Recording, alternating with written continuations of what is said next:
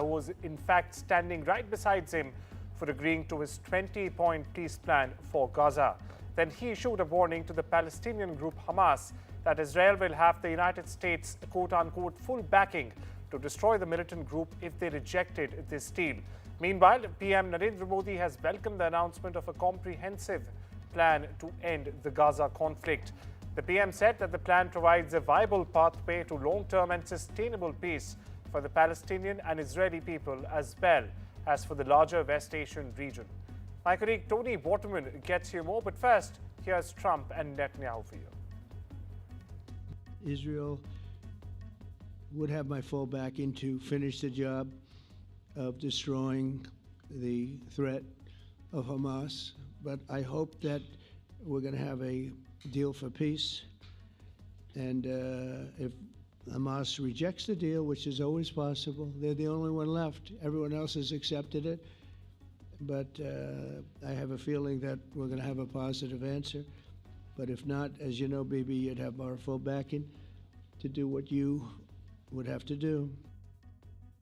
Your plan provides a practical and realistic path forward for Gaza in the coming years, in which Gaza will be administered neither by Hamas nor the Palestinian Authority, but by those committed to a genuine peace with Israel. I think this can be not only a new beginning for Gaza, I think it can be a new beginning for the entire region. It's very unclear if Hamas is going to agree to this 20-point peace plan because it has already rejected certain conditions that are now included in this deal. They have said for months that they will only release all of the hostages once Israel fully withdraws from the enclave.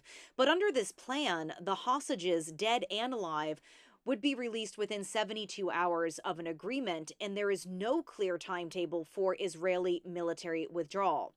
Hamas has also said that it will not disarm, a central tenet to this deal. It will also have no role to play in a new government. So the ball is very much being left in Hamas's court, which may be intentional because if the terrorist organization does not agree to this deal, then Israel, with the backing of the U.S., gets to carry out what has long been Tel Aviv's main objective, to eliminate Hamas, a goal that many experts say is nearly impossible without completely destroying Gaza. This plan also lays out a framework for who will be in charge of a post-war Gaza. This has been a major question mark over this conflict for many months. So under this plan, a technocratic, apolitical Palestinian committee will be created. And they will be responsible for the day-to-day operations, but that committee will be supervised by a new board of peace, as it is being called. And that board is going to be chaired by President Donald Trump. Others would be involved as well, including former UK Prime Minister Tony Blair. Now, this body will set the framework and handle the funding for the redevelopment of Gaza. Just a few months ago, President Trump said that he'd like to turn Gaza into the Riviera of the Middle East, focusing on how lucrative the waterfront property could be, even suggesting that everyone leave the enclave during construction. This plan, though, explicitly states that no one will be required to leave Gaza. Stay with Washington, where Israeli Prime Minister Benjamin Netanyahu apologized to Qatar on Monday for a recent airstrike in Doha, said a statement from the Qatari Foreign Ministry. Now, Netanyahu made the apology during a trilateral phone call with Qatari Prime Minister and Foreign Minister Sheikh Mohammed bin Abdul Rahman bin Jassim Al Thani and US President Donald Trump. Now, according to the statement that has been released by Qatar's Foreign Ministry, the Israeli Prime Minister expressed regret over the incident and pledged that such an event would not reoccur. The statement also said that the US reaffirmed its full commitment to the defense partnership between the United States and Qatar during this trilateral phone call. Shift our focus eastwards, where Russia said on Monday that its forces had intercepted Ukrainian rockets as well as missiles, while Ukraine on the same day reported pounding Russian military targets, as you see there on your screens right now. The Russian Defense Ministry said in its air defense system intercepted 4 HIMARS rockets and 3 Neptune missiles over the past 24 hours. The Russian army struck Ukrainian aviation repair enterprise and several temporary Ukrainian military bases. They also took control of a settlement in the Donetsk region, the ministry said. Meanwhile, the Russian air defense forces intercepted and shot down 78 Ukrainian drones in regions of Bryansk, Belgorod, Voronezh, Moscow and Kursk from Sunday night to early Monday morning.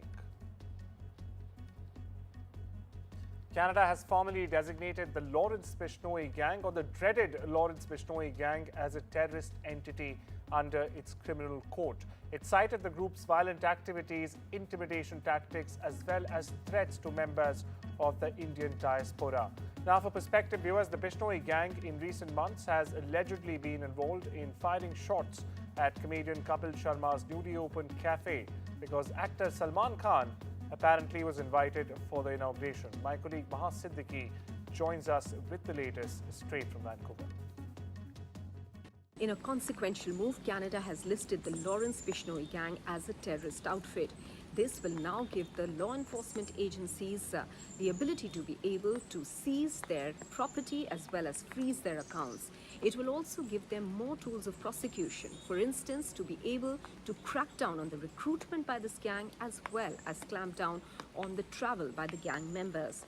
The move will also make it illegal for any Canadian to deal with any property related to the Lawrence Bishnoi gang or to be able to provide any property to them. The Federal Minister for Public Safety, Gary Anand Sangare, in a statement said that any form of violence in Canada will not be tolerated, especially one that is directed at a particular community to create a sense of fear and intimidation. This statement also described the Lawrence Bishnoi gang as a transnational criminal organization that was operating primarily out of India. Now, a similar statement and accusation has been seen in the past by the Premier of British Columbia, David Eby, who had written to Prime Minister Mark Carney asking for the listing of the Lawrence Bishnoi gang, saying that he had received several complaints from the Indian community here in British Columbia, especially in pockets where there is a sizable population of the South Asian community, saying that they had received extortion calls as well as threat to their life from the Lawrence Bishnoi gang. This was backed by the Premier of Alberta, Daniel Smith, who too wrote to Prime Minister Mark Carney asking for a similar designation of the Lawrence Bishnoi gang. And it is not just these two provinces. The province of Ontario too has been facing a similar problem and has raised this issue several times, saying that the South Asian community, specifically in Brampton, had been living in fear and intimidation of this gang. Ban Khalistani extremist outfit seeks for justice, or the SFJ as it's called, led by designated terrorist Gurpatwant Singh Pannu, has issued another direct threat to India's High Commissioner in Canada, Dinesh Patnaik. The SFJ has announced a 12-hour protest outside Patnaik's Ottawa residence on the 18th of October, also offering a $10,000 bounty for his address. Now, this comes after Canada labelled the Bishnoi gang a terror group, in fact. Now, that's something Pannu dismissed as a political move. But this, viewers, is not an isolated provocation. You might remember on the 18th of September, a couple of weeks ago, the banned outfit also issued a similar threat against Indian diplomats, essentially announcing a siege of the Indian consulate in Vancouver. India's foreign ministry, meanwhile, responded sharply, saying Canada is fully responsible for protecting Indian diplomats.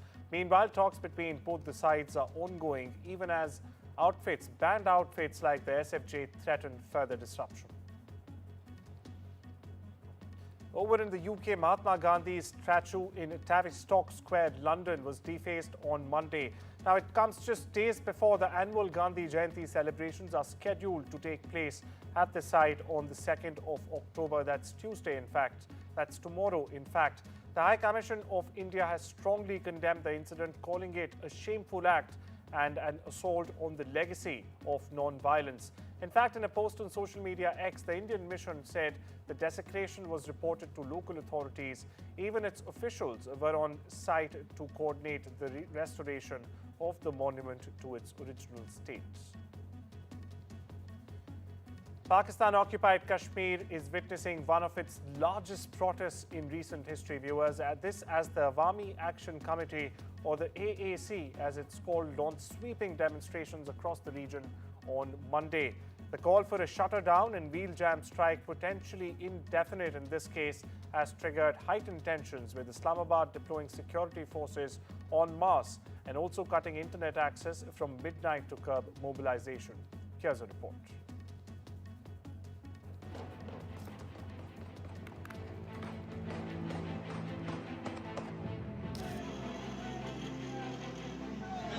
Chaos on the streets of Muzaffarabad, a decisive cry for rights, silence with bullets.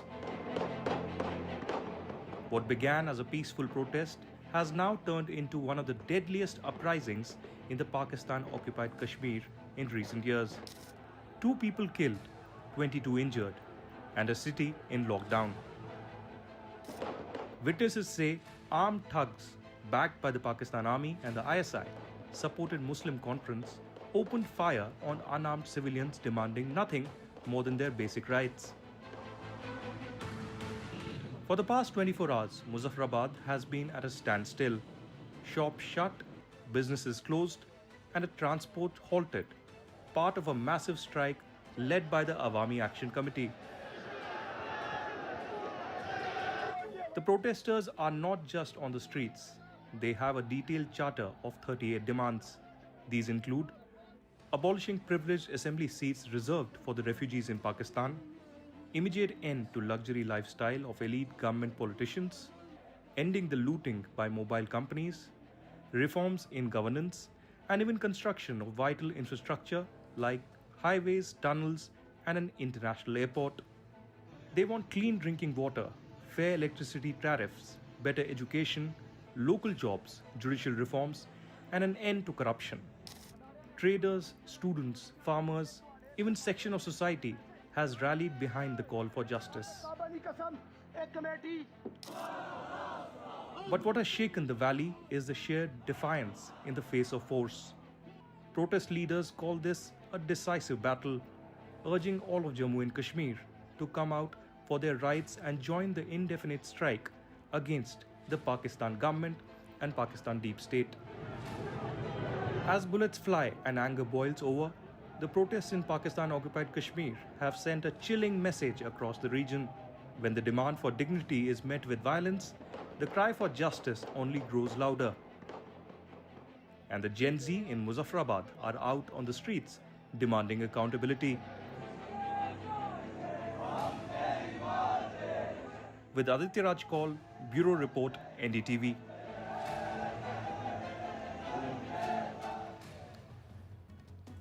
With that, we shift our focus to Southeast Asia, further eastwards, in fact, where Typhoon Bulaoy struck Vietnam early Monday morning, leaving at least 16 dead and another 21 missing.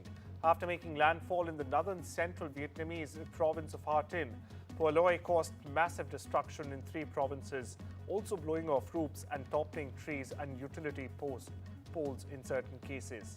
Many of the typhoon-hit areas were still without power and internet services by Monday evening, posing further challenges to the disaster relief mission. Rescuers ran oxygen and water to students trapped in the unstable concrete rubble of a collapsed school building in Indonesia as they desperately worked to free survivors. Tuesday morning, more than 12 hours, in fact, after the structure fell. At least 1 student was killed, dozens were injured, and 65 were also presumed buried in the rubble. Rescue workers, meanwhile, police and soldiers as well, digging through the night, pulled out 8 weak and injured survivors more than 8 hours after the college in Al-Khuzini Islamic boarding school in East Java town of Sidoarjo. And with that, it's time we slip into a short break. We'll be right back. Don't you go anywhere.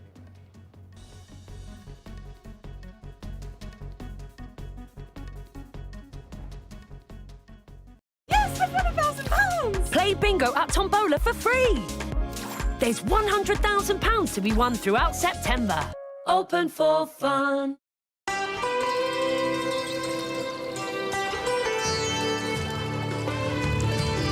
Sometimes it's the little things, that remind us of them.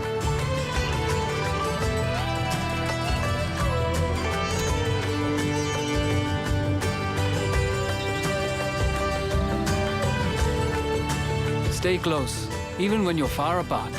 Send money worldwide with Remitly. With Post Office Over 50s life cover, enjoy peace of mind knowing your family will receive a guaranteed payout when you're gone. UK resident 50 to 80, your guaranteed acceptance. No health checks and from just £1.15 a week. Plus free 24/7 GP access with the health and wellbeing benefit. Purchase and receive a £125 gift card for amazon.co.uk, Tesco or M&S. Visit postoffice.co.uk/over50s. No child should suffer the torture of trachoma. But so many are in pain right now. Nananga's lashes have turned inwards. They rip and tear away at his eyes. Pamelo's sight could be gone forever. He's just 3 years old. Kofanga screams for his mother. His eyes are so infected that he can't even see her. For so many children in the world's poorest countries, trachoma is torture. It's a painful infection often spread by flies, and it's destroying children's eyesight. But it could be stopped if you help today.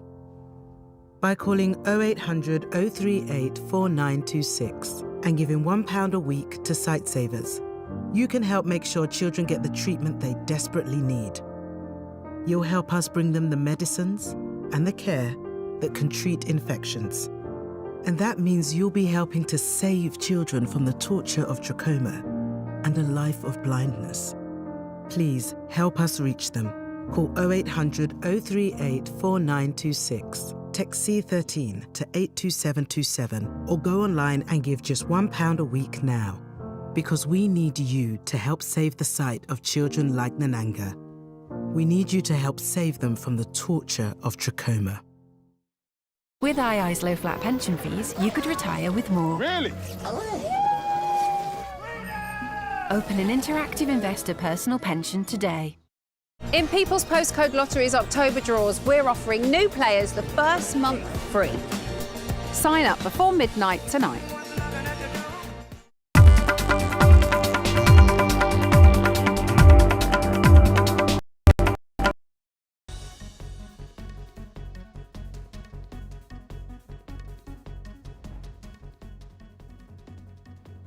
Welcome back. On to updates from the world of business, where Alphabet-owned YouTube has finally agreed to pay $24.5 billion to settle a lawsuit that US President Donald Trump brought against the company over the suspension of his account following the January 2021 US Capitol riots. The alleged insurrection, as it was called, a court filing showed on Monday.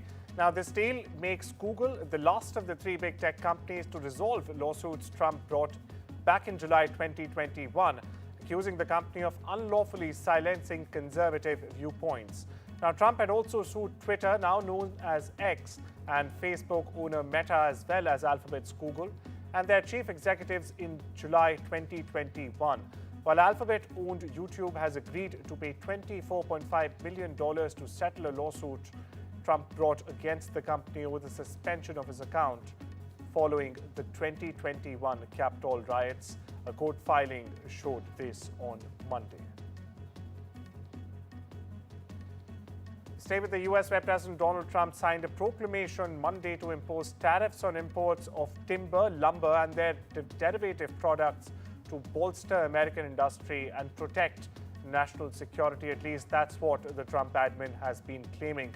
Now, this proclamation in question imposes a 10% global tariff on imports of softwood lumber and 25% on certain upholstered furniture, which will increase to 30% on the 1st of January. It also imposes a 25% global tariff on kitchen cabinets and vanities, which will increase to 50% come January 1. Now, the new rates would start or kick off the 14th of October. This is according to the proclamation signed by the US President. The information reports that OpenAI generated around $4.3 billion in revenue in the first half of 2025, or earlier this year, about 16% more than it generated all of last year in 2024. Now, according to this report, OpenAI said it burned $2.5 billion in large parts due to its research and development costs for developing artificial intelligence and for running ChatGPT. After Team India's emphatic win at the Asia Cup this Sunday, my colleague Vimal Mohan spoke to Kuldeep Yadav. Take a look. Surya Kumar Yadav ने कहा, और सब जो experts हैं cricket के वो कहते हैं कि मैचेस जो है वो बैट्समैन जिताता है, लेकिन टूर्नामेंट जो है वो एक बॉलर जिताता है। और कुलदीप यादव, मैंने आपसे वर्ल्ड कप के बाद भी बात की थी, क्या कमाल के बॉलर, आपको जब मौका मिलता है आप छा जाते हैं। मतलब आपसे आधे विकेट लोगों ने लिए हैं, 17 विकेट। मतलब बहुत अच्छा लगता है जब आप ऐसे परफॉर्मेंस करते हैं, और टीम की विनिंग सक्सेस में आपका हाथ हो, उससे बड़ी कोई चीज़ होती नहीं है। ऑब्वियसली स्पेशली मेरे लिए अच्छा टूर्नामेंट था, आप कह सकते हैं इंडिविजुअली, और इंडिविजुअल परफॉर्मेंस रही अभिषेक की, इतने बहुत अच्छी परफॉर्मेंस की इस टूर्नामेंट में। उसके बाद आपने फाइनल में देखा तिलक ने जिस तरह से बैटिंग की, लाजवाब बैटिंग की, तो ओवरऑल काफ़ी अच्छा था। और बहुत सी चीज़ें हैं जो हम नोटिस नहीं करते हैं, जिस तरह से अक्षर का रोल जो टीम में था, इंपॉर्टेंट 2 विकेट, वरुण के 2 इंपॉर्टेंट विकेट, तो collectively Sanju Samsung, Shivam Dubey, collectively हमने ये क्रिकेट खेली है। एक और बात जो है, जो कि पूरे टूर्नामेंट मैंने 30 साल से कम कवर कर रहा हूँ, आप भी बहुत साल से खेल रहे हैं, 30 साल से आप भी खेल रहे हैं, मतलब भले इंटरनेशनल लेवल। ये वाला जो टूर्नामेंट है ना, इतना टेंस, पाकिस्तान, ये मतलब ये समझ में नहीं आया, मतलब ये फैंस भी बड़े परप्लेक्स हैं। इतना कुछ पता नहीं है, और ऑब्वियसली आप कोई भी मैच खेलते हैं तो पहले तो अपनी टीम को देखते हैं कि आपकी टीम किस तरह से है। आप फील्ड पे उतरते हैं तो आप अच्छी क्रिकेट खेलने को देखते हैं, और फेयरलेस क्रिकेट खेलने को देखते हैं। आप सोचते हैं कि जो आपकी टीम की स्ट्रेंथ रही है, जो आपने इतने सालों से आपने टीम के लिए किया है, या फिर टीम ने जो कमाया है, आप वो स्टैंडर्ड नीचा नहीं गिरना देना चाहते हैं। और पाकिस्तान को 3 बार हरा दिया। नहीं, बिल्कुल सही बात है। हम अपनी स्ट्रेंथ पे हम ज़्यादा फोकस करते हैं कि हम अपनी क्रिकेट कैसे इंप्रूव करें और कैसे बेटर कर सकते हैं। Now, she being a Chinese doctor and an ultimate fighting championship fighter is setting her sights on bigger competition arena while continuing to diligently care for her patients. That's correct. Now, by day, she practices acupuncture at a hospital in the southwest, in southwest China's Yunnan province. And by night, well, she transforms into a fearless fighter stepping into the octagon. Nicknamed the Doctor, she embodies a unique duality, balancing the Hippocratic oath of a medical career with the controlled violence of a burgeoning profession in mixed martial arts, or MMA as it's called. Viewers, the 30-year-old strawweight made her full UFC debut in late August, headlining the Road to UFC card against Brazil's Bruna Brazil in Shanghai. Here's more.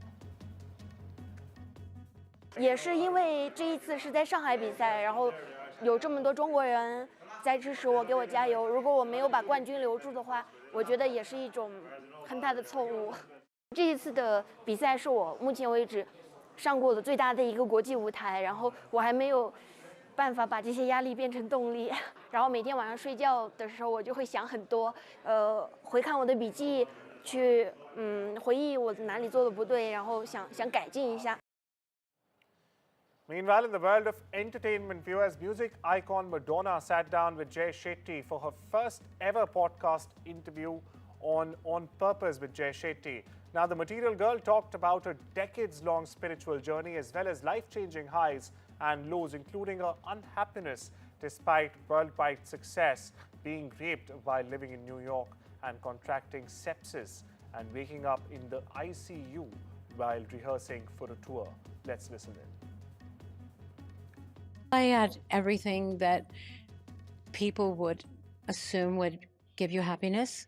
I had a successful career, I had fame, fortune, monetary things, physical things, but I wasn't happy. When I came to New York, when I was broke and I had no friends, I was held up at gunpoint, I was robbed, I was raped, all these horrendous things happened to me, but I just feel like I've always had a guardian angel. It took me a minute to figure out how blessed I was and that the universe was protecting me and looking out for me. I had such an unhappy childhood that whatever happened to me in New York City, I was like, whatever happens to me is better than what I'm sticking around.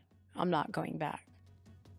Hollywood superstar George Clooney has said that Vice President Donald Trump is quote-unquote not wrong about filmmaking leaving Los Angeles. Now, Trump's proposed 100% tariff on movies made outside America would be pretty damaging to business. Here's what Clooney said.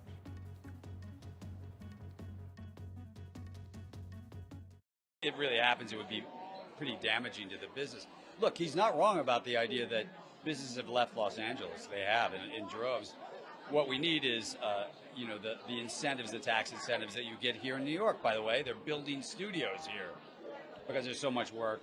We need those. And by the way, if he really wants to fix it, then we should talk about a federal incentive passed to keep people working in Los Angeles, because there are tons of below the line people, grips and cinematographers, who are losing their jobs because work is going away, leaving to states, to New York and Louisiana and places like that, but also to London and other places. So it'd be nice if we had a federal sort of rebate. Nearly 20 years after they tied the knot, Nicole Kidman and Keith Urban are separating. Well, that's correct. The 58-year-old Australian actor and the 57-year-old country music singer have been living apart since June this year, according to entertainment website TMZ. How are you doing? Are you all right?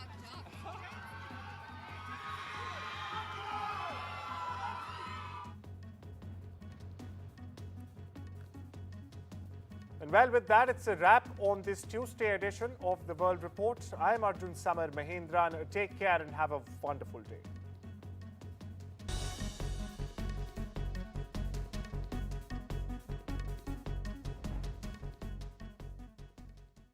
Rajasthan is history, culture, and much more. And I have been reporting on all things royal for more than 25 years. The colors, the culture, and the complexities of the Northeast is different from the rest of the country. I have been bringing the Northeast closer to the capital for over 15 years. Madhya Pradesh is the heart of India, and I have been capturing its every beat for over 10 years, covering the corridors of power, what is said, what is left unsaid, and what it actually means for you and me. I have it all covered. Kashmir is often called paradise on earth, a region that has been in a state of flux from conflict to India's crowning glory. I have been reporting and decoding Jammu and Kashmir for last 3 decades. When facts are fragmented, we put the pieces together. Where power collides with truth, we are there. Behind me is that massive security arrangements that are in place. Behind fractured boundaries, we clear the fog of war. Fault Lines with Gauri Dwivedi, only on NDTV World. In today's interconnected world, India's voice is more crucial than ever. When India speaks, the world listens. At NDTV World, we are that voice, bringing you intelligent and insightful news from India and beyond. From geopolitics and diplomacy to economic shifts, migrations, tech disruptions, and the stories of our diaspora. We cover the news that shapes our global future. NDTV World, your new home for global news, is here.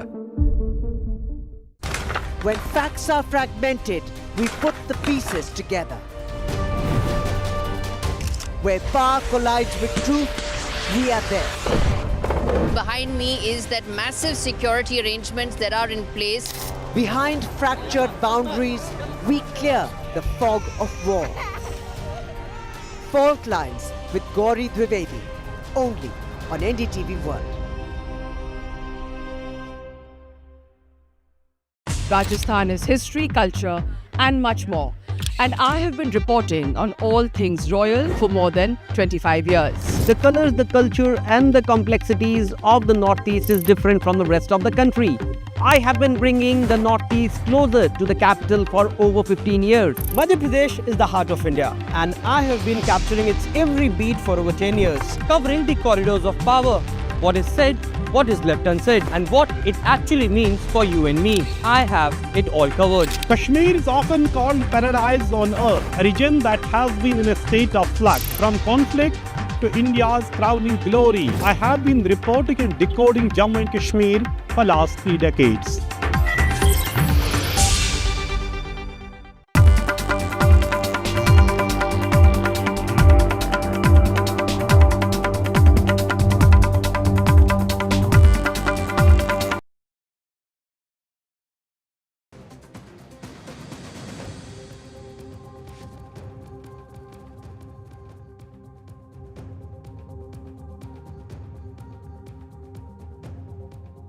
Hello and welcome. This is India Global. I'm Arjun, Samar, Mahendran, and here are the headlines this Tuesday. Israel agrees to Trump's 20-point Gaza peace formula. Arab nations welcome solution. Hamas yet to respond. Canada labels dreaded Lawrence Bishnoi gang terrorist outfit amid thaw in New Delhi-Ottawa ties. Pakistan-occupied Kashmir witnesses one of its largest protests in recent history. Awami Action Committee launches sweeping demonstrations across the region.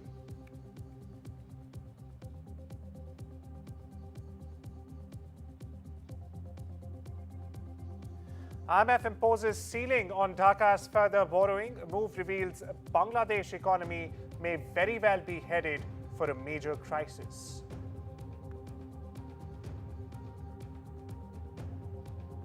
And 6,239 Indian faculty feature in Stanford's world's top 2% scientist list. 755 from IITs, 80 researchers from All India Institute of Medical Sciences find mention in coveted list.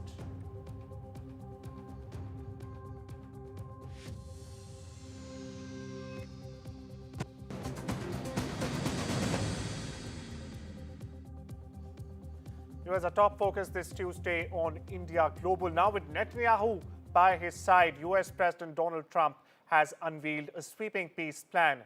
Well, it's aimed at ending the Gaza conflict once and for all. It's bold, it's controversial, and of course, it's packed with major conditions. However, Hamas is yet to reply. Meanwhile, here's what the highlight of the Trump-Gaza peace plan looks like. Now, first of all, the plan calls for an immediate end to the war, but only in the condition if both Israel and Hamas agree at the same time. Now, Israel would not be allowed to annex or occupy any part of Gaza under this plan. Full stop. Now, Trump also demands Gaza be cleared of all terrorist influence, creating a peaceful and a neutral zone, as he calls it. Moreover, every hostage held by either side, this includes prisoners held in Israeli jails, as well as Israeli hostages held by Hamas, including Israeli civilians and soldiers, like I mentioned, would be released by either side. Now, in return, Israel would release 250 prisoners serving life sentences and another 1,700 Gaza detainees. Now, once these terms are met, Israeli troops would fully withdraw from Gaza. There will be no lingering presence. A transitional Palestinian committee, meanwhile, would take over governance with Hamas completely excluded. Now, the plan guarantees no civilians will be forced out of Gaza, or at least it promises so. It says no displacement and there will be no relocation as well. Meanwhile, Hamas would have zero role in the new Gaza leadership now that it's a firm line in Trump's plan. Moreover, to maintain order, international peacekeepers would in fact be stationed within Gaza during the transition. Now, these are some big promises certain to encounter equally big challenges. Trump's plan is on the table, but the path to peace is still anything but simple. Meanwhile, listen in to what Trump and Netanyahu had to say. Israel would have my full backing to finish the job of destroying the threat of Hamas, but I hope that we're going to have a deal for peace. And if Hamas rejects the deal, which is always possible, they're the only one left. Everyone else has accepted it. But I have a feeling that we're going to have a positive answer. But if not, as you know, Bibi, you'd have our full backing to do what you would have to do. Your plan provides a practical and realistic path forward for Gaza in the coming years, in which Gaza will be administered neither by Hamas nor the Palestinian Authority, but by those committed to a genuine peace with Israel. I think this can be not only a new beginning for Gaza, I think it can be a new beginning for the entire region. Well, for more on this, we are joined by Professor Kinvraj Jangid. He's a West Asia expert from OP Jindal University. Thank you so much, Professor Jangid, for taking out the time and speaking with us. Professor, first of all, is it really realistic to expect Hamas to disarm and also to surrender hostages in just 72 hours, sir? Thank you. It is in a way a suspense kind of a scenario. Hamas does have an interest in continuing with its maximalist position and not compromise on the issue of the hostages. I think once they don't have anybody in their captivity, they would be really exposed to the Israeli attacks. So yes, this is in a way the red line for their survival. However, in this new plan, there has been an exit created. So this is the exceptional plan in terms of political realization. Both Trump and Netanyahu threatened and used all force in Gaza, assuming that Hamas will be really put in a corner and then Hamas will compromise. Hamas has really dodged that threat. If we remember, before he took oath on 20th of January, Trump said all hell will break loose if Hamas will not release hostages before he takes oath in the office. And I think Hamas has been really, really capable, and it's surprising that it's capable to really ignore the blatant threats of the American president so far. But now that the fighters of Hamas will have an exit and will be allowed to leave Gaza, some of those who will renounce violence against the state of Israel or the Jews will be also allowed to stay in Gaza. So that's actually a very rare quality of this proposal, meaning it shows a great amount of compromise on the part of American understanding of the problem, and it also shows a compromise under pressure by Netanyahu.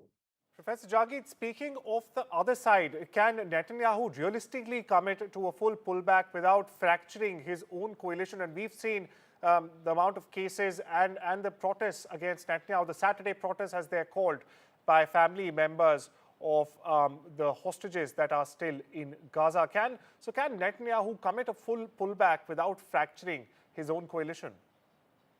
Well, for that, everybody is waiting for him to return to Jerusalem. What would be fascinating is his public address in Hebrew. Whenever he speaks to the Americans in America or whenever he speaks to the international media in English, he says something else.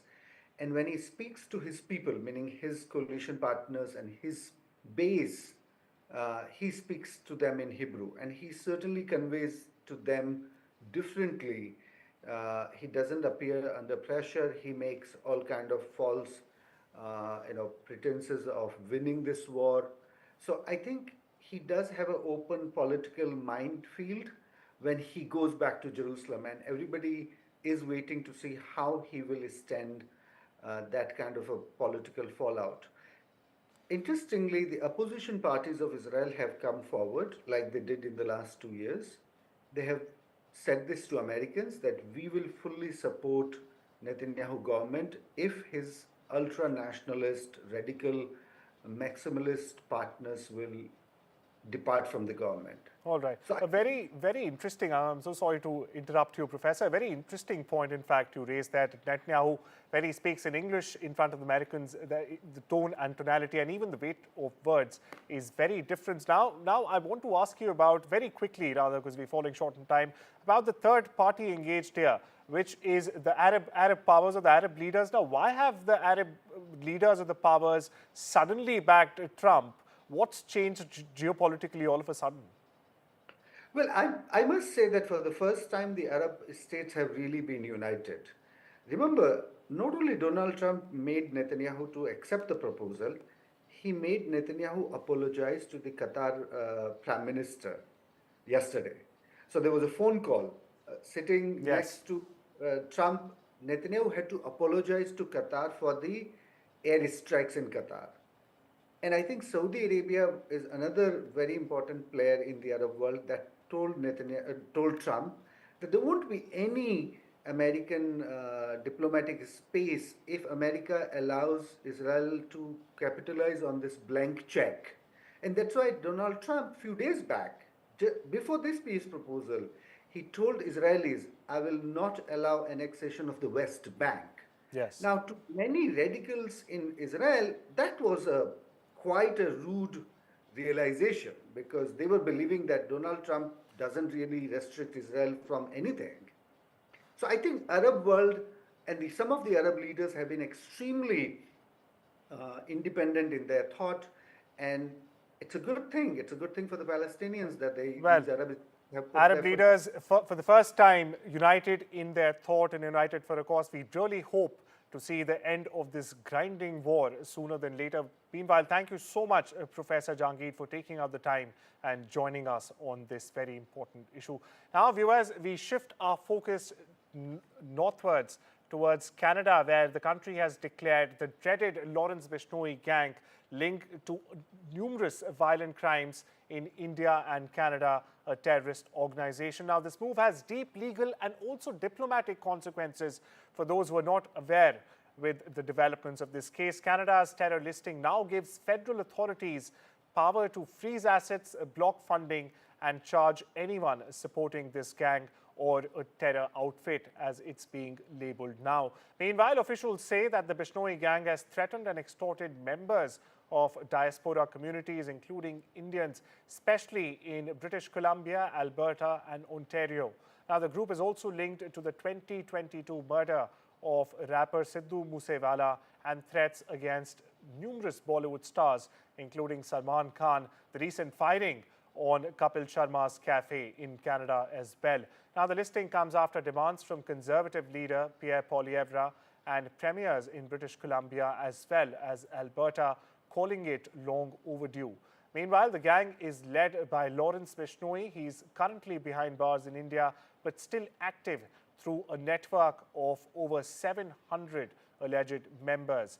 The gang operates across borders, funding itself through extortion, drug smuggling, and contract killings, some allegedly also carried out in Canada and other countries as well. Well, for more on this, we are joined by former IPS officer Vikram Singh. Mr. Singh, thank you so much for taking out the time and joining us on this very crucial story. My first question to you, sir, is what took Canada so long to officially label the Bishnoi gang a terrorist organization to begin with? Good afternoon and Jai Hind. This is a $1 million question and a wake-up call. But well, better late than never. Nobody can condone contract killing, extortion, and also giving threats online and offline. The charges against Lawrence Bishnoi and his gang are absolutely unacceptable, and they need to be investigated very thoroughly. Now, to your late call, I would say that perhaps the Royal Canadian Mounted Police is one of the most professional police forces in the world. We have had joint training sessions also. I really don't know why this, whether diplomatic reasons, internal compulsions, political compulsions, but this should have happened long, long ago. Well, it has happened now. And I would say, my second point would be, please display the same level of alacrity, alertness, and proactive attitude when it comes to anti-India activities in Canada and pro-Khalistani activities. You cannot pick and choose, cherry pick. What is sauce for the goose is sauce for the gander. Therefore, anything that is illegal in Canadian law in respect of anti-India activities, subversion, attacking our embassies and our diplomats, that also should have the same priority as you have shown rather late, as you very rightly mentioned, in respect of Lawrence Bishnoi and his gang. Of course, needless to say, sir. Now, moving on to the bigger question, the second big question that arises here, and many are asking, in fact, is that can Ottawa or Canada actually disrupt the gang's financing and recruitment within diaspora communities? If yes, how can it do so? How can Canada disrupt the financing and recruitment activities of this terror outfit? It's $1 billion question, and again, I would say the cat has 9 lives. Canada is a very small geographical location of any international gang. Compare it with Dawood. Suppose you were to ban him in Pakistan, Afghanistan, and Dubai. Do you think for a moment that the Dawood gang would be incapacitated or emasculated? No way. He will find fresh avenues of activity, fresh recruiting grounds, and fresh targets. Therefore, a concerted action will have to be taken by the Interpol and other sister agencies and other allied nations to come down heavily like a ton of bricks on Lawrence Bishnoi and his gang. My last question to you, sir. We'll be running short on time as we usually do on television bulletins. With Lawrence Bishnoi, of course, and obviously in jail, who's really running the show, and how, more importantly, sir, you have all the experience, how can the police actually reach the point person in Canada who's actually running the entire Bishnoi gang operations now? If you are aware, the only thing that holds the life of a gangster is his financial depth and power. Freeze his assets, freeze his bank accounts, freeze the Hawala transactions, and all the assets that he has built up. But again, it's easier said than. Suppose it is in Canary Islands or other such tax havens. What do we do about it? You can freeze assets in Canada, India, or perhaps Europe and other friendly countries. But what if his assets are there in other countries who do not observe the rule of law? And there's a dozen such locations where he can. But where there is a will, there is a way.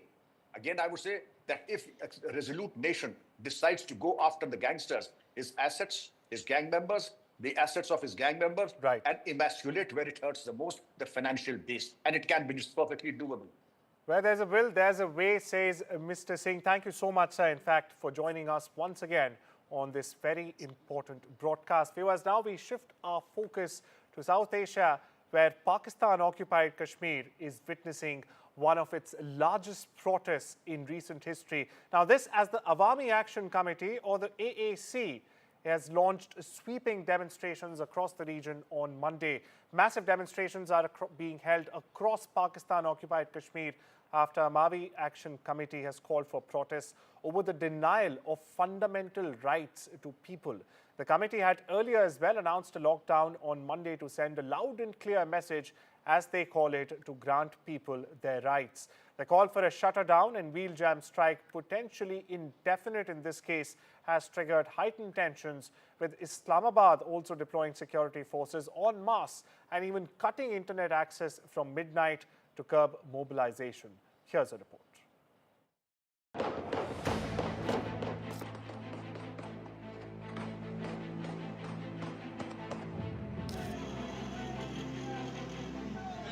Chaos on the streets of Muzaffarabad, a decisive cry for rights, silence with bullets.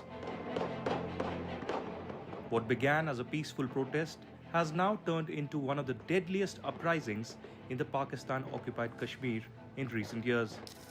2 people killed, 22 injured, and a city in lockdown. Witnesses say armed thugs, backed by the Pakistan Army and the ISI, supported Muslim Conference, opened fire on unarmed civilians demanding nothing more than their basic rights. For the past 24 hours, Muzaffarabad has been at a standstill.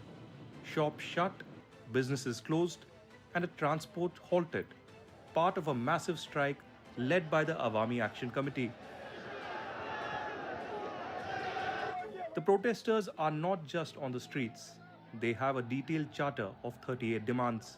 These include abolishing privileged assembly seats reserved for the refugees in Pakistan, immediate end to luxury lifestyle of elite government politicians, ending the looting by mobile companies, reforms in governance, and even construction of vital infrastructure like highways, tunnels, and an international airport. They want clean drinking water, fair electricity tariffs, better education, local jobs, judicial reforms, and an end to corruption. Traders, students, farmers, even section of society has rallied behind the call for justice. But what has shaken the valley is the sheer defiance in the face of force. Protest leaders call this a decisive battle, urging all of Jammu and Kashmir to come out for their rights and join the indefinite strike against the Pakistan government and Pakistan deep state. As bullets fly and anger boils over, the protests in Pakistan-occupied Kashmir have sent a chilling message across the region. When the demand for dignity is met with violence, the cry for justice only grows louder. And the Gen Z in Muzaffarabad are out on the streets demanding accountability. With Aditya Raj Kaul, Bureau Report, NDTV.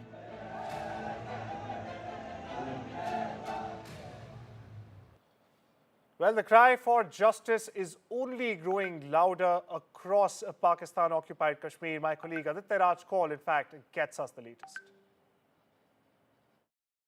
Massive protests in Pakistan-occupied Kashmir have resulted in the death of at least 2 and 22 others injured. Indefinite strike shutdowns continue for the last 24 hours, in fact more than 36 hours now, in different parts of Pakistan-occupied Kashmir. The Awami Action Committee is demanding justice and accountability from the Anwarul Haq government of the Pakistan-occupied Kashmir and the Shahbaz Sharif government of Pakistan. Will there be justice, or will there be indiscriminate violation of human rights and also atrocities that have been committed against the ordinary Kashmiris and civilians of Pakistan-occupied Kashmir? And well, with that, it's time we slip into a short break. Much more lined up on the other side. Don't you go anywhere.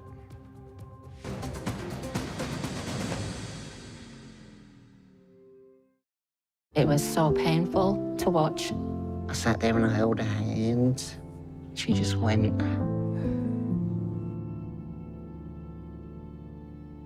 Though people don't like to talk about it, but we're getting older, it has to be done. Yeah, you got to have that conversation about wills. Start to think about, well, what would I do? Where would I want to leave things? Give more end-of-life care. Search Marie Curie Will Talk to get your free will guide. Time to go to sleep now. I can't sleep without Bunny. Where is Bunny? Downstairs with Grandma. Is he? I'll better go and get him then, hadn't I? For 50 years, Stana has been helping people continue to enjoy life upstairs. And with stair lifts fitted in less than a day, you can carry on just as normal.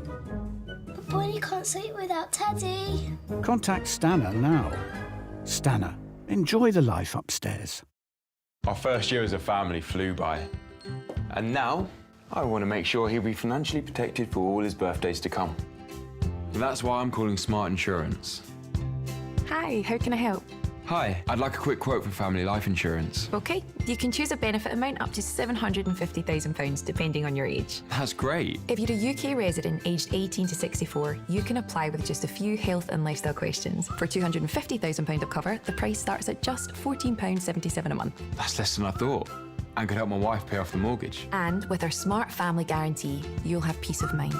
That's good to know. You'll also receive a 100% advance in the event of terminal illness and 10% cashback on your first year's premiums. That's the Smart Cashback. Plus, you get your choice of a £125 gift card.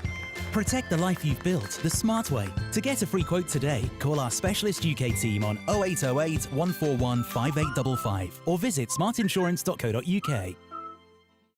In People's Postcode Lottery's October draws, there's a share of £23.2 million to be won.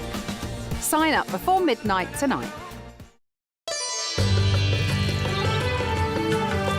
Sometimes it's the little things that remind us of them. Stay close, even when you're far apart. Send money worldwide with Remitly.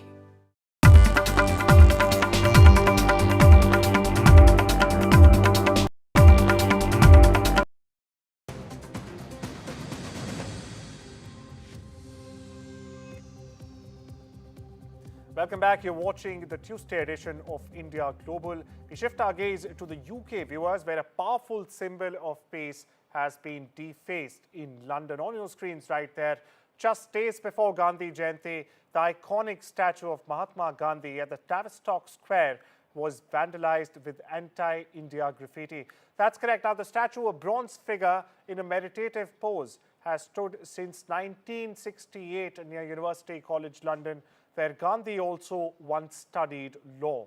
India's High Commission has called the act shameful and deeply disturbing, saying it's an attack on the very legacy of not only Mahatma Gandhi but also non-violence. Meanwhile, officials from Indian mission are already working with police and local authorities to clean and restore the monument. As investigations continue, questions are also being raised about the ill timing just 3 days before the International Day of Non-Violence celebrated globally on the 2nd of October.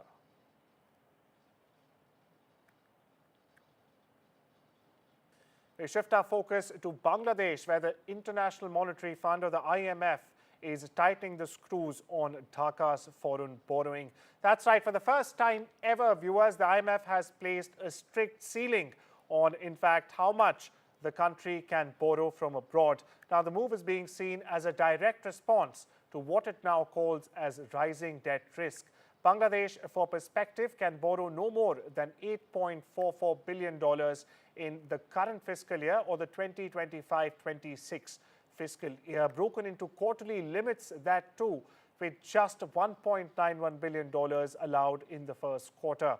Not only this, the IMF will also monitor borrowing every quarter from now, aiming to prevent over-dependence on foreign loans. Meanwhile, experts are hinting, and some are even saying, that this is a major warning signal that the country's debt is growing faster than its ability to repay the IMF, with external debt hitting $112 billion already and repayment burdens rising sharply as well. The debt-to-expect ratio, well, it's a whopping 162.7% as we get you this broadcast. And that's not just the size.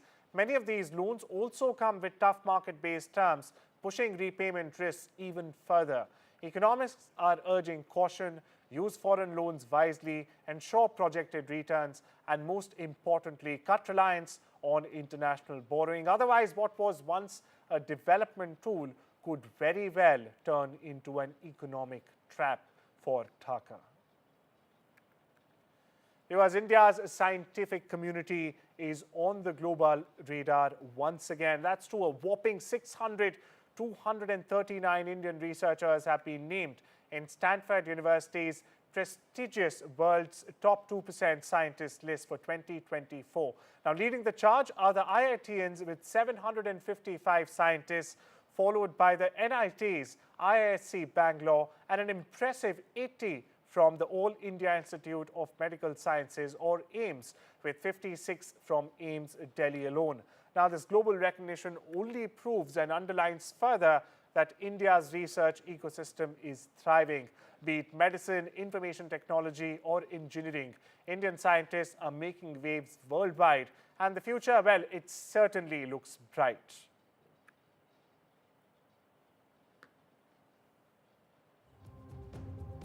Well, it's a wrap on this Tuesday edition of India Global. Take care and have a wonderful day.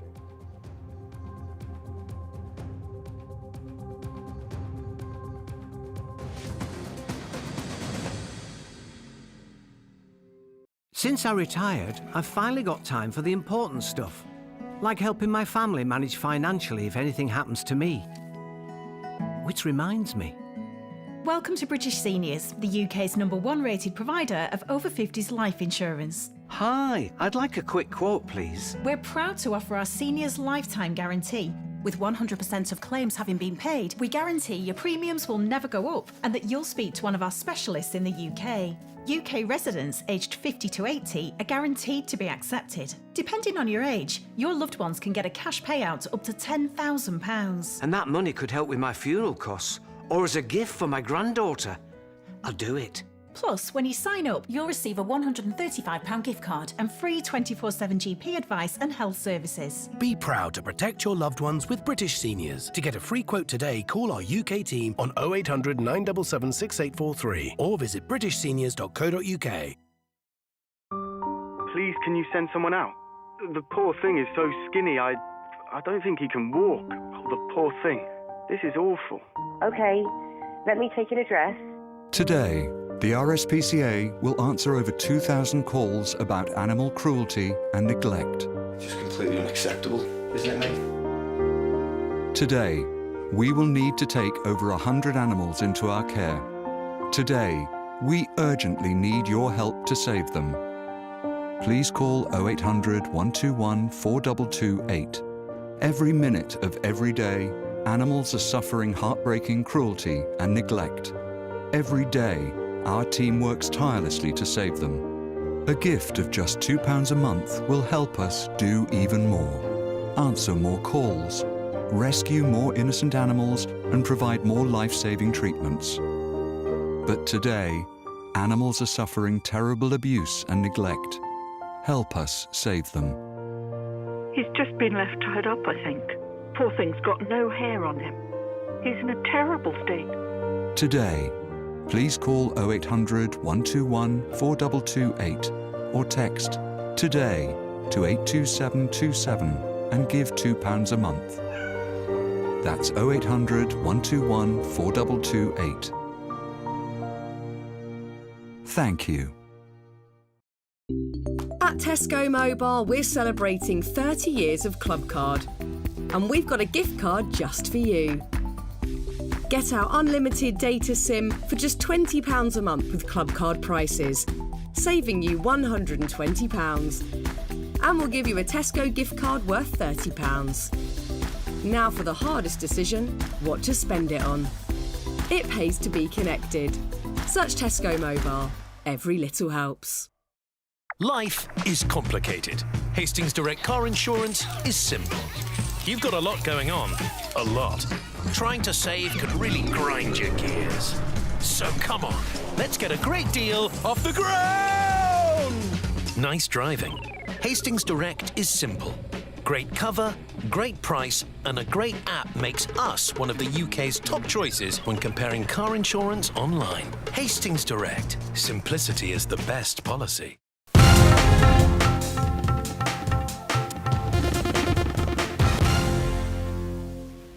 Joining me, and yes, to get you major news from Hyderabad, I have Uma with me.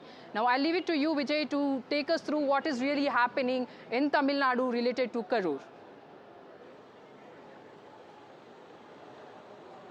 Thank you, Ritu. You know, you and myself have been tracking all the developments in Karur from the ground. First, we have a latest development is the two accused who got arrested by police on this Karur tragedy, two TVK functionaries, Madhi Aragan and Poundraj have been produced before the magistrate court, district court, and court just now ordered 14 days judicial custody for them. We just had a word with the advocate side also. There was a fierce argument between police and TVK advocates. We will get more details very shortly. You know, the FIR was registered against the Madhi Aragan, saying that under various sections, the main accusation against him was the case was registered culpable homicide and endangering public life and attempt to murder. These were the sections which was case was registered against Madhi Aragan, and even other person like other TVK functionary Poundraj allegedly harboring the Madhi Aragan. In this context, the case was registered against him also. You know, in FIR, TVK General Secretary N. Anand and the other functionary CTR Nirmal Kumar name also added in the FIR. But they are police is taking all actions against them also. More details we will get to know very shortly. Sam will have more details on this. Over to you, Sam. This is not a time for blaming people, or that's what the Chief Minister has also said in his video and his message to the people. It's not a time to blame each other, it's a time to be with the people. And unfortunately, fleeing the scene and not being there, and responsible leaders should not leave. And even if you've left, you should make sure at least your party functionaries are there, because people came to see you. Maybe you decided that not going to the hospital at that moment is not right, but you could have stayed, you could have come back. Nobody is there. Till this moment, I don't think anybody from their party has been there to reach out to the people even. Sir, And just we saw what Kanimoli had spoken about this TVK stampede incident in Karur. Sam, what are you hearing from your sources regarding all the developments regarding this Karur stampede incident?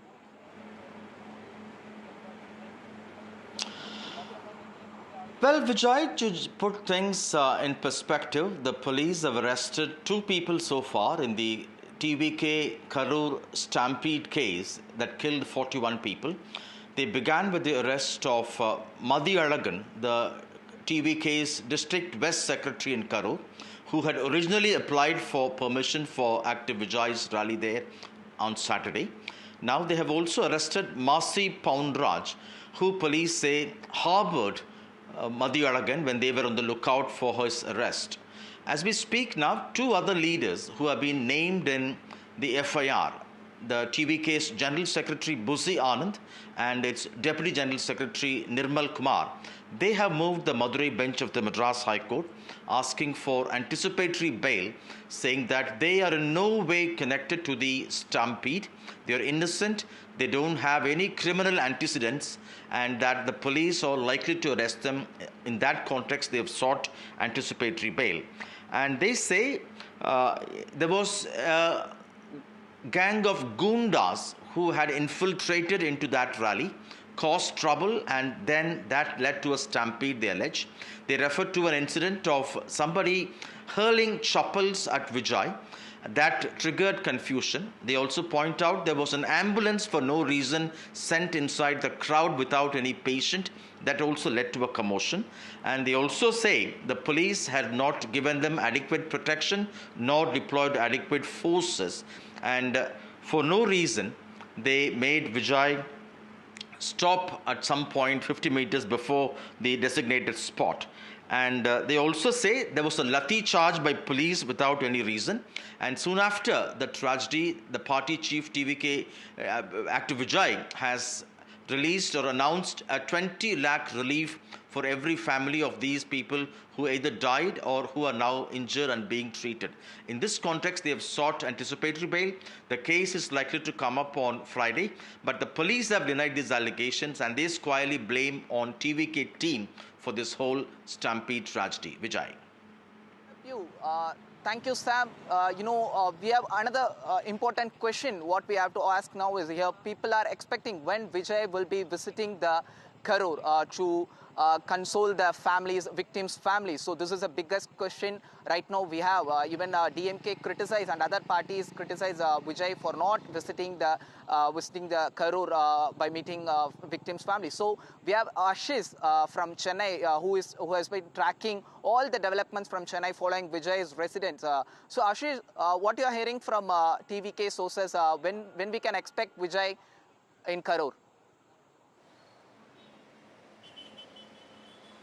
Vijay, right now the situation is that the actor, TVK party president, he is inside his house. So far what we have heard and what we have learned in fact from the party sources, that he is not meeting any party leader physically, but he held a video conference meeting with party leaders on Monday. And later on, yesterday also we witnessed that how he came from one house to another house and he held meetings through video conference. What we are hearing and what the sources in TVK confirming that so far nothing has been decided on Vijay's touring to Karur or meeting to all those persons who lost their near and dear. Unimaginable how people could have managed to run from that side. Such a narrow road, hardly any place to escape from there.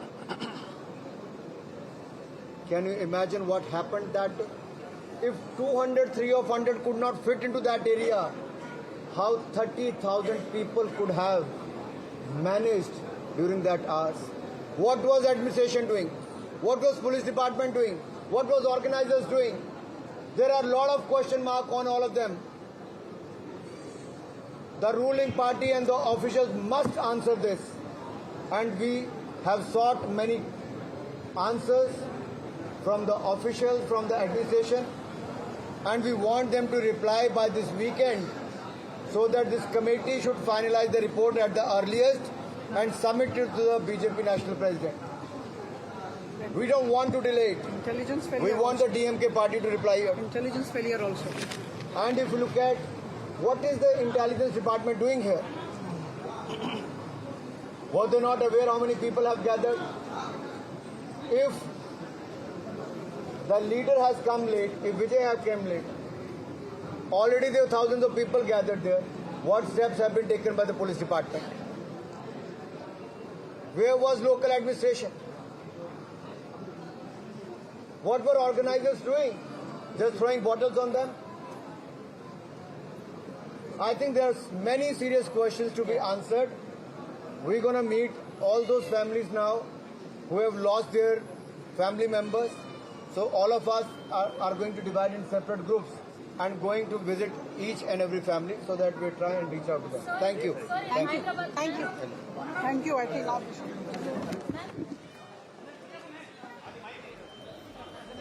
So what's your assessment?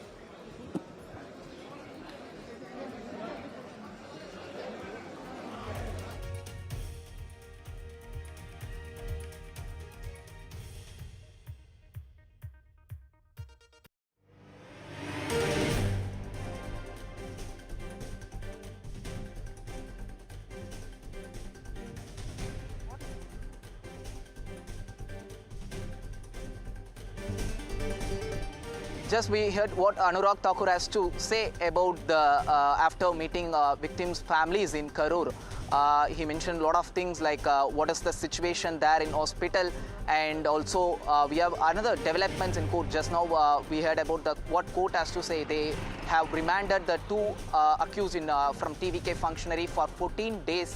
And we will get more updates. Now we just had a word with the TVK side advocate also. He alleges that police didn't give proper permission, proper route map for Vijay. This leads to chaotic situation. However, police refused to those allegations in the court. He said that police side said they made all the arrangement, but even they asked Vijay to stop his campaign vehicle 50 meters away from the exact spot, saying that the crowd is huge, but TVK didn't obey such orders. So this led to a chaotic, tense situation, which led to stampede. So we have Sam Daniel also on this. Over to you, Sam.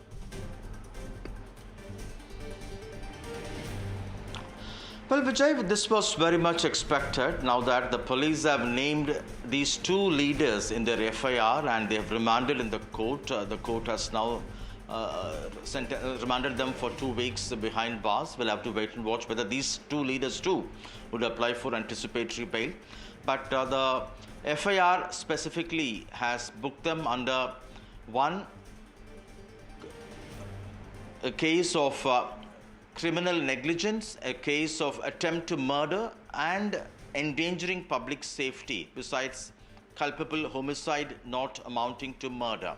These leaders, of course, in their bail plea, have denied these allegations, saying that it was the police who failed to provide them adequate security, and they in no way are involved in the stampede, as they call it. We'll have to wait and watch what the Madras High Court, the Madurai bench, would have to say when these bail pleas come for hearing on Friday.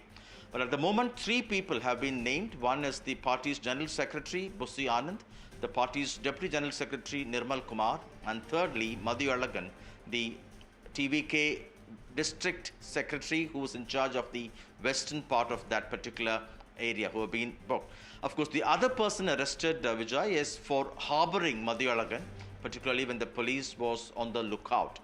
The TVK, while pointing fingers at the police, they've also told the court that they would want to have a CBI investigation because they don't trust the investigation by the state police.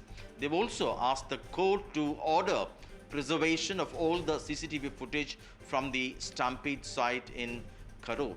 The police, of course, have denied these allegations. They squarely blame on TVK team for delaying Vijay's arrival to that spot, that he was supposed to come between around 3 o'clock, but they deliberately came by 7 o'clock with a 4-hour-long delay, while the permission was granted only for the slot between 3 and 10 in the evening. On their social media handle, the police point out the party had claimed or declared that Vijay would be coming there around 12 o'clock. Because of that, There was a 7-hour-long wait. There was a huge surge of crowd, and whenever the stampede took place, it was catastrophic. 41 people have lost their lives now. It's absolute governance failure. Nothing more, nothing less. And I would... Court, Karur District Court. From Karur District Court, you just now judge orders 14 days judicial custody for both TVK functionaries. One is Madhyaragan and is Pondraj. So they have been taken from here to police just taken both towards the prison. So before that, police arrested them last night. In the FIR named the Madhyaragan as the first accused, as Madhyaragan was the person who got permission for TVK Chief Vijay's rally in Karur. So in this context, the case was registered against Madhyaragan and Pondraj. As far as Pondraj is concerned, there was an allegation like police alleges that he harbored Madhyaragan. So in this context, Pondraj also been arrested by police. We had those developments, and also another important story from regarding this Karur stampede. This morning, yesterday night, TVK's General Secretary Campaign Management, Arjun, posted one tweet and later deleted the tweet. நாங்கள் செஞ்சது organisation பண்ணியிருக்கிறோம். இதை வந்து உரிய பாதுகாப்பு திட்டமிட்டு கொடுக்காதவங்களோட தவறு தான். அந்த இடத்துல இவ்வளோ பேர் தான் நிற்க முடியுங்கிறது தெரியும். இப்போ எங்கள் தரப்பில் நாங்கள் பொதுமக்கள் கூடுறாங்க, எங்கள் மக்கள் கூடுறாங்க, எங்களோட தொண்டர்கள் கூடுறாங்க, அதுபோக பொதுமக்கள் TVK's advocate side, he said that we argued in the court saying that the police has the responsibility to give protection to control the crowd, but police failed to do so. That leads to chaos in the situation. There was even advocate says that Vijay reached the spot with police permission only. They followed all the 11 departments, state government department regulation, which was laid conditions by the state government department. So these were all the things we can able to see from TVK side advocate. உண்மையை கேட்டார். அவங்க வந்து எங்களை பேச விடாமல் செஞ்சாங்க. ஆனால் நாங்கள் எங்களோட உண்மையை சொல்லியாகணும்னு சொன்னோம். 1 மணி நேரம் 1.5 மணி நேரத்துக்கு மேலே எங்களோட தரப்பில் நாங்கள் எத்தனை முறை மனு கொடுத்தோம், எத்தனை முறை ரிஜெக்ட் பண்ணாங்க, கொடுத்த இடத்தையெல்லாம் ரிஜெக்ட் பண்ணாங்க, நான் கேட்ட வழியெல்லாம் ரிஜெக்ட் பண்ணாங்க. ரிஜெக்ட் பண்ணிவிட்டு இந்த இடம் மட்டுமே தான் உங்களுக்கு ஆப்ஷன் கொடுத்தாங்க.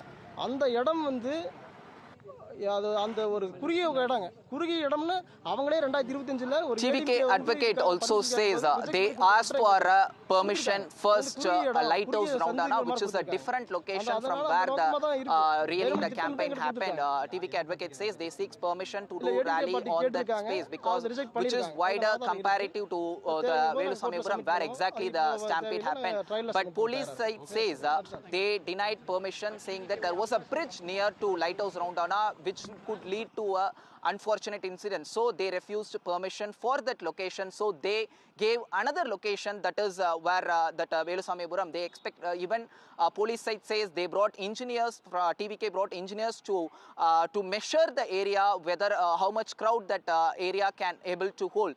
These are all the interesting developments we can able to get from the Karur District Court. However, judge sent those 2 TVK functionaries for 14 days judicial remand. And then another important story from Karur, around Karur tragedy is TVK's General Secretary political campaign in charge, Arjuna, posted on post on Twitter, which was later become a huge controversy around that. Even though we can't able to independently verify that post, after Arjuna deleted the post also immediately, but it was widely shared by DMK over in all social media, alleging that Arjuna is insisting violence over the Karur tragedy. Even Kanimoli, we had a reaction from Kanimoli. Let's listen into a Kanimoli reaction over to this. No, I'm not here to advise any party to say how to behave or but they have to be responsible. They cannot try to instigate violence. And I mean, this is a country which believes in non-violence, and we got our freedom through a non-violent struggle. What are you talking about? You can't talk about, instigating violence and, trying to lose more lives, is it? No, anybody, I don't want to mention names.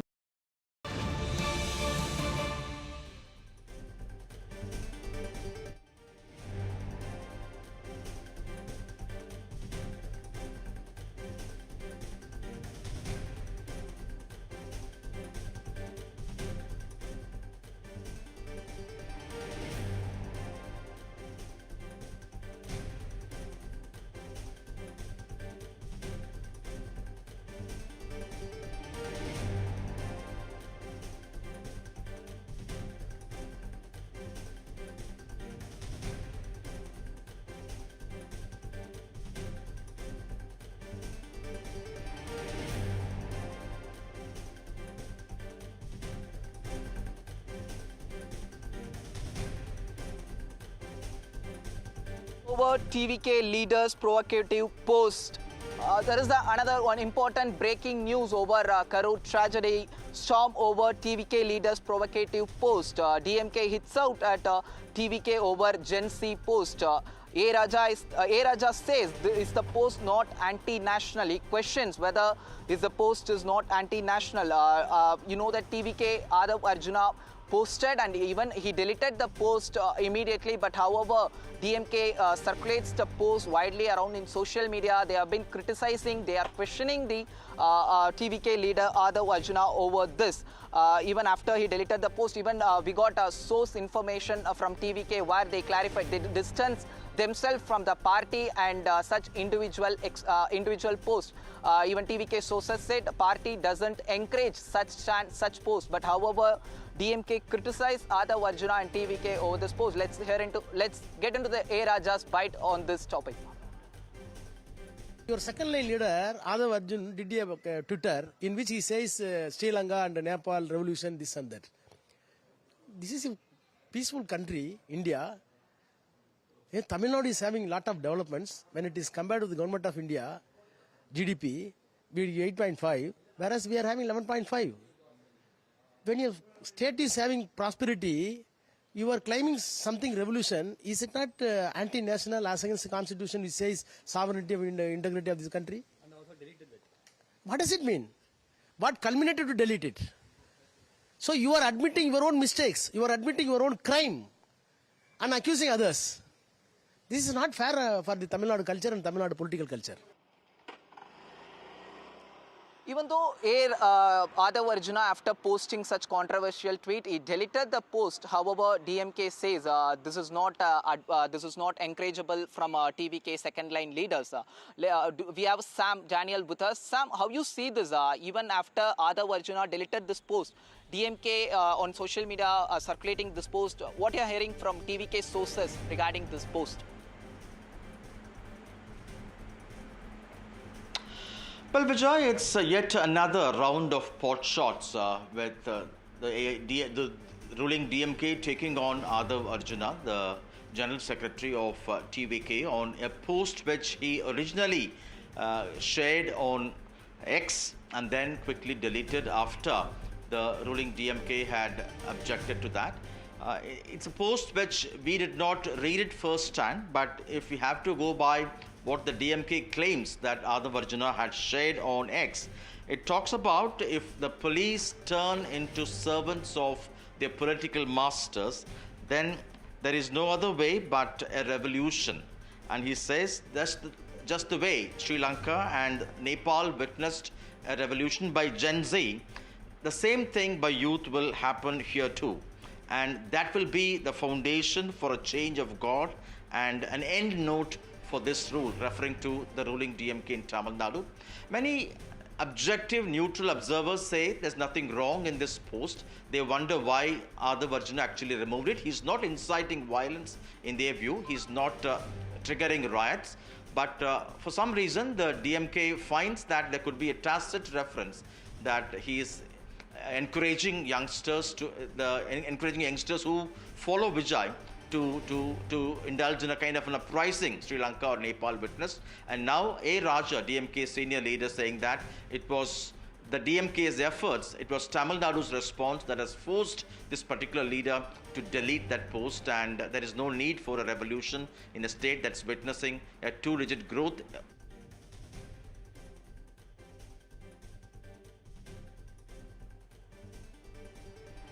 In an exclusive interview to NDTV, Kanimozhi has spoken exclusive to NDTV where she had said everyone should reflect and ensure such a tragedy, similar to what happened in Karur, doesn't happen again. NDTV's own Veera Raghav spoke with Kanimozhi in an exclusive interview. Let's listen into the bite of Kanimozhi.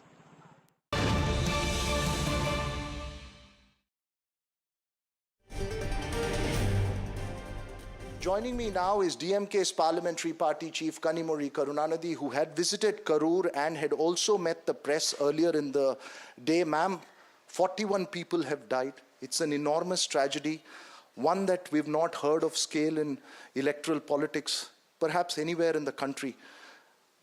The DMK has made serious allegations against the TVK for organizing such an event and flaws that were there. The TVK has said that there is a conspiracy, criminal conspiracy, and demanded a CBI probe. Is the state ready for a CBI probe? See, what the TVK and some people fail to understand is that when there is a political rally, when it is organized by a political party, even if the Prime Minister is attending it or the Chief Minister is attending it, there are rules and regulations which the police request the parties to follow. Nobody is above those, because it is not just for the police, it is for the safety of the leaders and the people who come to attend the rally. So TVK has been again and again and again saying that there are restrictions there. They ask you to, follow these rules. And when you don't want to do this, there are repercussions, and nobody expected something, such a tragic thing to happen. And I don't think this is a time for, starting political blame games. Even the Chief Minister yesterday, when he put out a message, he has clearly stated that no leader that wants, their party people or any human being to be hurt or affected or... So I think this is a time where we have to reach out to these people who have been hurt and, families which have lost loved ones. This is not the time to be blaming people, and the Chief Minister has appointed a one-person commission also, and the retired judge is also already there on the field and started the inquiry. So let us wait. Whoever is at fault, action has to be taken against them, and there's nobody above that. No, you're making an important point. This is time for remorse, perhaps reflection, and perhaps showing solidarity with the families. But the question is about the objective truth, about what really happened, because there are criminal cases that have been filed against TVK leaders. The district secretary has been arrested. So the question is that will there be an impartial probe? And the point being made by the TVK is that only the CBI can give us an impartial probe. No, they've moved the court. And let us see what the court is going to say. I don't want to...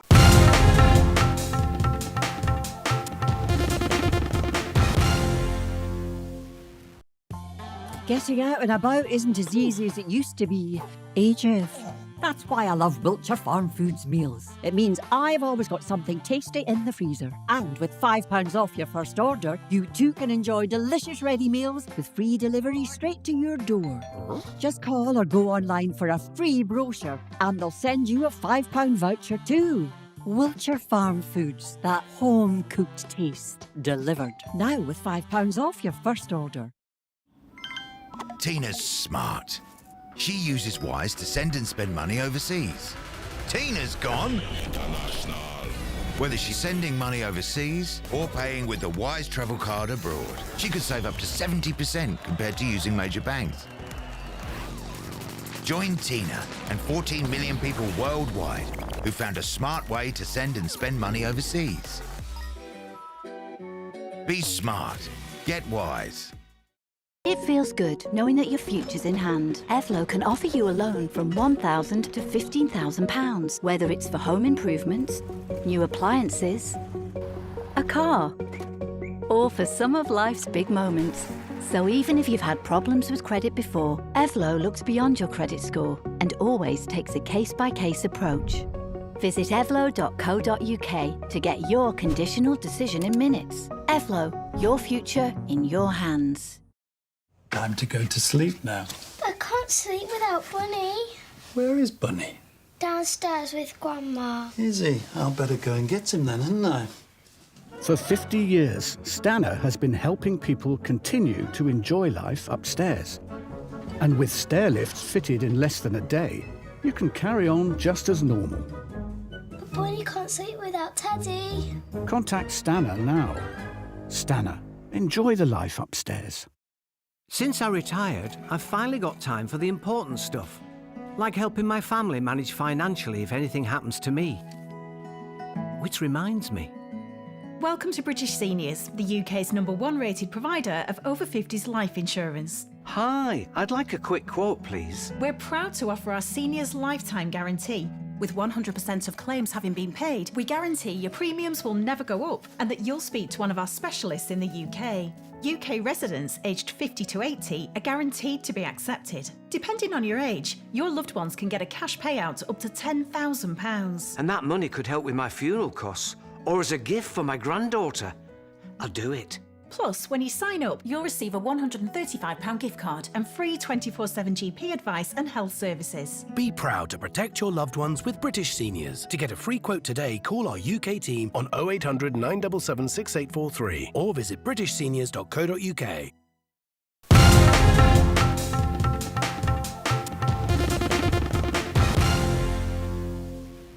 That we will avoid